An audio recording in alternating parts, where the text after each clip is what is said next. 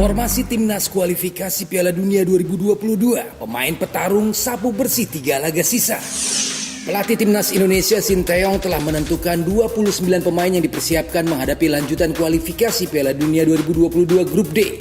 Berdasarkan jadwal, Timnas Indonesia akan menantang Thailand pada tanggal 8 Oktober 2020, Uni Emirat Arab pada tanggal 13 Oktober 2020, dan Vietnam tanggal 12 November 2020. Setelah kualifikasi Piala Dunia 2022, Timnas Indonesia akan tampil di Piala AFF 2020 akhir tahun ini. Tepatnya tanggal 23 November sampai 31 Desember.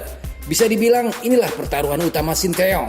Mayoritas yang dipanggil kali ini adalah wajah-wajah lama yang selalu menjadi langganan Timnas Indonesia. Akan tetapi secara mengejutkan ada sejumlah pemain yang akan menjalani kesempatan pertamanya berseragam merah putih. Di antaranya Asep Berlian dari Madura United, Kushedia Hariyudo dari Arema FC, Arif Satria dari Persebaya, Ika Dek Agung dari Bali United, hingga Miswar Saputra dari PSM Makassar. Pelatih asal Solo Kashar Tadi memiliki penilaian terhadap skuad Timnas Indonesia kali ini. Kashar Tadi menilai langkah Sinteyong ini positif dan berani. Sebagian yang baru dipanggil ini punya karakter pekerja keras mainnya. Barangkali yang akan dicari orang Korea mungkin yang seperti itu. Ada Asep Berlian dan Kushedia Hariyudo. Demikian kata mantan pelatih Sriwijaya FC tersebut. Lalu jika Sinteyong mencari pemain yang memiliki naluri dan gaya petarung saja sepertinya tidak mudah. Karena di atas lapangan, dirijen atau pengatur serangan, pembuka ruang, sampai pelayan striker yang cerdas dalam sebuah tim juga sangat dibutuhkan. Tapi kembali lagi, ketahanan fisik adalah syarat mutlak untuk pemain timnas pilihan Sinteyong agar bisa terus berlari dan fokus selama 90 menit. So, beginikah formasi ideal timnas untuk kualifikasi Piala Dunia 2022?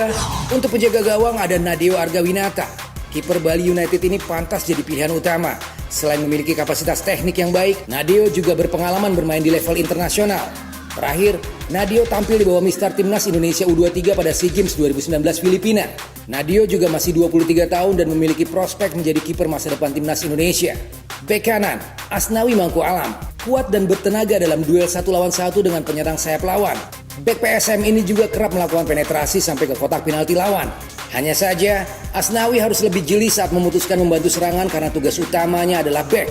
Ia pun perlu meningkatkan kemampuannya dalam melepaskan umpan silang. Bek kiri, Johan Ahmad Farizi. Johan adalah tipikal bek modern dengan kemampuan melepaskan umpan silang yang memanjakan lini depan. Jam terbangnya sebagai bek sayap terbilang tinggi. Menghadapi pertandingan level internasional, Johan juga wajib lebih perhitungan dalam menghadang lawan. Bek tengah, Fahrudin Arianto. Timnas Indonesia butuh stopper dengan postur tinggi seperti yang dimiliki oleh Fahrudin. Dikenal kuat dalam berduel 1 lawan 1. Fahrudin harus lebih jeli dan sigap saat mengantisipasi umpan silang dari sisi sayap. Pengalaman dan ketenangan Fahrudin juga diperlukan untuk menjadi komando di lini belakang. Bek tengah, Ryuji Utomo. Tampil tanpa kompromi dalam mengawal striker lawan adalah ciri khas dari Ryuji di lapangan. Karakter Ryuji pas dipadukan dengan Fahrudin yang lebih tenang. Hanya saja Ryuji harus lebih jeli dalam melakukan intercept dan menghindari melakukan pelanggaran yang tidak perlu. Penyerang sayap kanan. Kecepatan, dribbling menawan, serta umpan silang dengan akurasi baik melekat pada diri Febri. Penyerang sayap Persib ini juga kerap mencetak gol lewat tendangan keras dari luar kotak penalti. Febri juga bermain sama baiknya pada 2 sisi sayap, sama seperti Sadil Ramdhani. Tapi ia juga dituntut lebih jeli untuk menentukan saat yang tepat dalam melepaskan umpan atau melakukan penetrasi. Penyerang sayap kiri, Egy Maulana Fikri. Pemain yang memiliki jam terbang dan gaya bermain ala Eropa ini bisa diandalkan menguasai area kanan pertahanan lawan. Umpan dan pergerakan Egy kerap kali merepotkan barisan pertahanan lawan. Meski sering terlihat mudah roboh saat berbenturan dengan lawan, beberapa pengamat menilai itu adalah bagian dari salah satu strategi. Berguru 2 tahun di Polandia, pabrik sepak bola tanah air berharap performa Egy makin gacor. Gelandang, Evan Dimas. Peran Evan sebagai kreator serangan sekaligus penyeimbang permainan timnas. Dengan pola 4-4-2, Evan tidak hanya membantu serangan tapi juga bisa jadi pemotong serangan lawan, terutama sebagai pelapis saat bek sayap melakukan penetrasi di daerah pertahanan lawan. Artinya, Evan harus memiliki stamina yang prima untuk tampil konsisten sepanjang pertandingan. Tentu saja bukan hanya stamina, tapi kecerdasan yang biasa ia tunjukkan di lapangan harus terus konsisten sepanjang pertandingan. Gelandang bertahan, Zulfi Andi. Zulfi Andi adalah gelandang kreatif yang kuat dalam bertahan. Itulah mengapa gelandang Madura United ini lebih efektif bila berdiri di depan kedua stopper. Kolaborasinya bersama Evan Dimas yang sudah terjalin lama jadi nilai plus tersendiri buat lini tengah timnas. Nama Evan dan Zulfi Andi adalah duo yang tidak pernah lepas dari panggilan negara di lapangan hijau.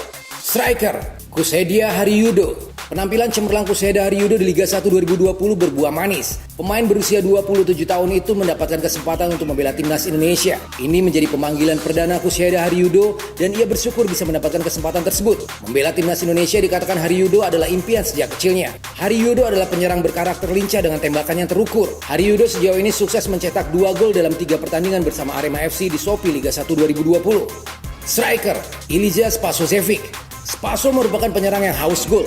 Musim lalu pemain naturalisasi itu tampil tajam dengan sumbangan 16 gol sekaligus membantu Bali United menjuarai Liga 1 2019. Namun catatan Spaso di timnas Indonesia belum terlalu banyak. Sejak memulai debut pada tahun 2017, pemain yang dijuluki Spaso Gol itu baru mencetak 3 gol dalam 4 laga. Jumlah yang tidak begitu buruk. Namun Sinteyong yakin Spaso masih bisa mengerahkan kemampuan yang maksimal. Spaso adalah penyerang yang memiliki keunggulan dalam mengeksekusi bola-bola silang. Spaso juga berbahaya dalam mengeksekusi bola-bola udara. Well, demikian berita bola hari ini. Bagaimana komentar Anda? Terima kasih sudah menyimak. Keep healthy and stay positive. Hasta la vista.